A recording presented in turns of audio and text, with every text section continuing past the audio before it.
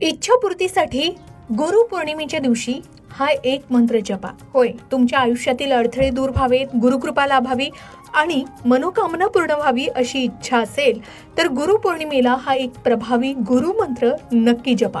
धार्मिक श्रद्धेनुसार हा मंत्र मनाला शांती, सकारात्मक ऊर्जा आणि योग्य मार्गदर्शन देण्यास मदत करतो. आता इच्छापूर्तीसाठी नेमकं काय करावं तर गुरुपौर्णिमेच्या दिवशी सकाळी लवकर उठून स्नान करावं, स्वच्छ वस्त्र परिधान करावीत, शक्य असल्यास पिवळी किंवा पांढरी वस्त्र परिधान करावीत, देवघरात किंवा शांत ठिकाणी तुपाचा दिवा लावून आपल्या सद्गुरू भगवान दत्तात्रय किंवा महर्षी वेदव्यास यांचं स्मरण करावं किंवा तुम्ही मानत असलेल्या गुरूंचं स्मरण करावं. त्यानंतर मन शांत करून आपल्या मनातील इच्छा स्पष्टपणे संकल्प म्हणून व्यक्त करावी. श्रद्धेनं ओम गुरुवे नमः किंवा गुरुर ब्रह्मा गुरुर विष्णू गुरुर्देवो महेश्वरा गुरु साक्षात परब्रह्म तस्मै श्री गुरुवे नमः या मंत्राचा 21, 51 किंवा 108 वेळा जप करावा. जप पूर्ण झाल्यानंतर गुरूंच्या चरणी नम्र प्रार्थना करून शक्य असल्यास अन्नदान, दक्षिणा किंवा गरजू व्यक्तीला मदत करावी. धार्मिक मान्यतेनुसार सेवा, दान आणि सत्कर्म यांमुळे गुरुकृपा प्राप्त होण्यास मदत मिळते असं सांगितलं जातं. आता हा मंत्र कधी, कसा आणि किती वेळा म्हणायचा, इच्छापूर्तीसाठी कोणता संकल्प करायचा, जप करताना कोणत्या चुका टाळाव्यात आणि गुरुपौर्णिमेला कोणते उपाय सर्वाधिक शुभ मानले जातात हे सर्व जाणून घेऊया. त्यासाठी हा व्हिडिओ शेवटपर्यंत नक्की पहा. आता 2 मंत्र सांगून झाले, जसं गुरुर ब्रह्मा गुरुर विष्णू गुरुर देवो महेश्वरा गुरु साक्षात परब्रह्म तस्मै श्री गुरुवे नमः.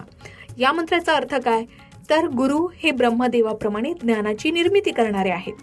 गुरु जीवनात योग्य मार्ग दाखवून त्यांचे पालन करणारे आहेत. गुरु शिवाप्रमाणे अज्ञान, अहंकार आणि वाईट प्रवृत्तींचा नाश करतात. गुरु हे साक्षात परमात्म्याचे स्वरूप आहेत. अशा श्री गुरूंना माझा नमस्कार, हा त्याचा अर्थ आहे.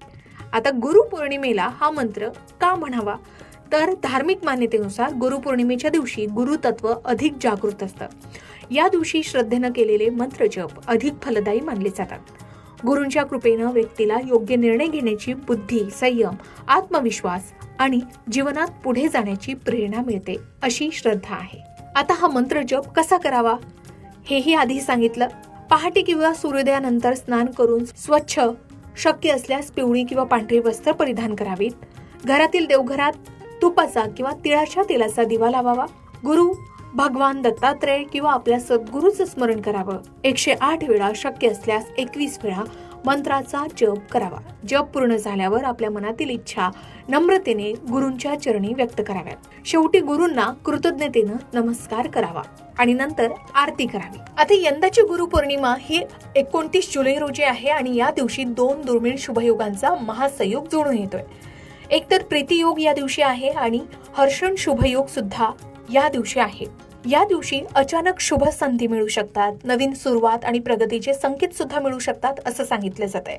म्हणून या दिवशी गुरुपूजन आणि गुरूंचे आशीर्वाद घ्यावे असं सांगितलं जात आहे.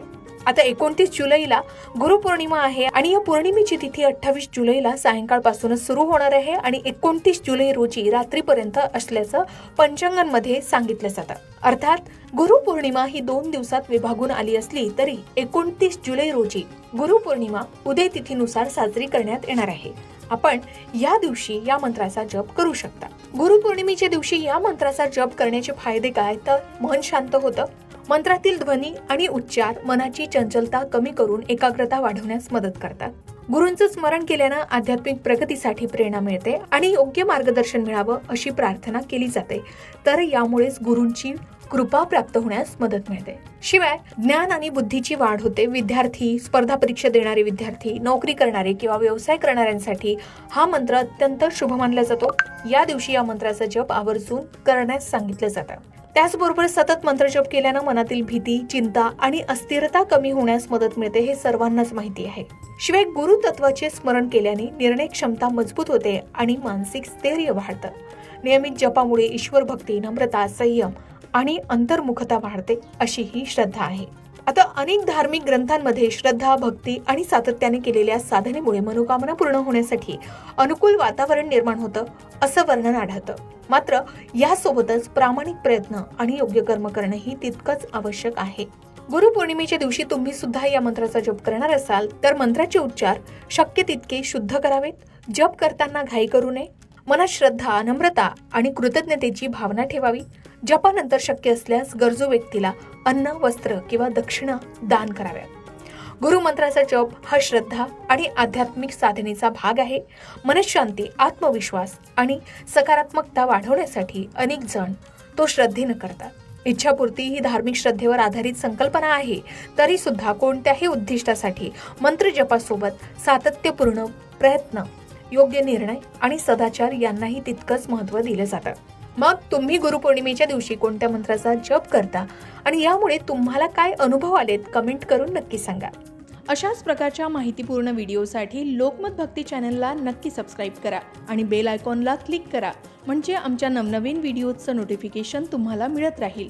तसेच योग्य आध्यात्मिक मार्गदर्शनासाठी लोकमत भक्तीच्या फेसबुक पेज आणि इन्स्टा पेजला लाईक आणि फॉलो करायला विसरू नका.